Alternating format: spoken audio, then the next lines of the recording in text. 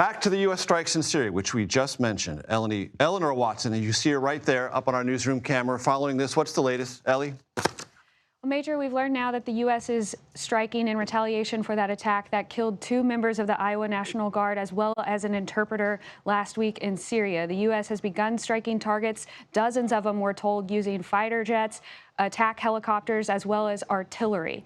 The Secretary of Defense and the President promised retaliation for this attack that not only killed those 2 soldiers and the interpreter, but wounded 3 other members of the Iowa National Guard. The Secretary of Defense has announced tonight on Twitter, on X, that this Operation Hawkeye strike has just commenced, and we're told that that means, because he said it's just commenced, that we could expect more days and nights of retaliation, not just these strikes tonight. Ellie, what is the sense that the Pentagon has about the residual power or force or structure of ISIS in Syria?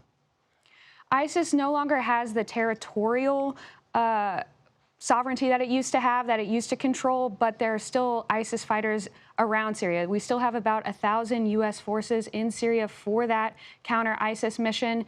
The new president of Syria condemned this attack, saying that it was an attack not only on the U.S., but also on his new government. The U.S. is working hand in hand with Syria as part of that counter-ISIS mission, as they don't necessarily have the territorial gains that they used to have, but there's still fighters in and around Syria.